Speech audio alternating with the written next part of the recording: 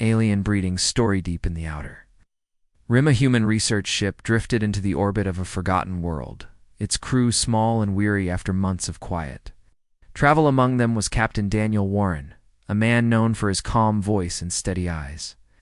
His ship had answered a faint distress signal, one that repeated over and over in a language no system could translate, until the linguist on board managed to decode fragments. It was from a stranded alien vessel, and it carried female life signs. World below was covered in mist and broken metal fields.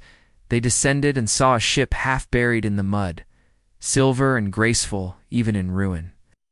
When they forced open the airlock, they found her an alien woman with pale skin that shimmered like frost. Her eyes deep violet. She was weak but breathing. Her name was Liren.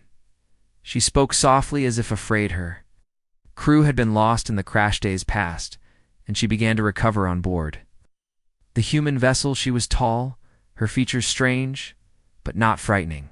The crew treated her with respect, though curiosity burned in every gaze. She observed them with quiet fascination. Her people were from a distant cluster known for their advanced biology. When she saw the humans working, moving, talking, she often asked innocent questions, trying to understand how such fragile creatures had reached the Starsenite while Daniel worked in the medical bay. She entered silently holding a scanner. She had been studying human genetics for days now, and finally spoke in a low voice. She said she had learned how humans bred their kind. She sounded shocked, yet curious. Daniel smiled, unsure how to respond. Her people reproduced through energy exchange, not physical union. She tilted her head, her violet eyes wide and shimmering. She said, "Wait, human really use that thing for breeding?" Stunning, he tried not to laugh. She looked serious and intrigued. He explained it was normal for humans, that it was a natural process. She asked many questions, not to mock, but to learn. Her curiosity made Daniel blush, yet he found her innocence charming. She seemed amazed at how much emotion humans placed in such connections. She told him on her world intimacy was only a function, never tied to affection or trust. That puzzled her. She wanted to know why humans linked love and life together. He said, maybe because it made them feel less alone. Days turned into weeks.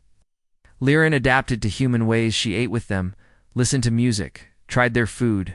She even smiled more often. She said human songs carried warmth that could heal the mind. Daniel watched her quietly. She seemed to carry a loneliness that went deeper than words. One evening she stood near the viewport looking at the stars and whispered that her people had forgotten how to care. They lived long but felt nothing. She envied the way humans felt too much. Even pain to her, it was a kind of strength. When they finally repaired the ship, they prepared to return her to her cluster, but something inside her hesitated. She asked Daniel if he would visit her world one day. He said maybe.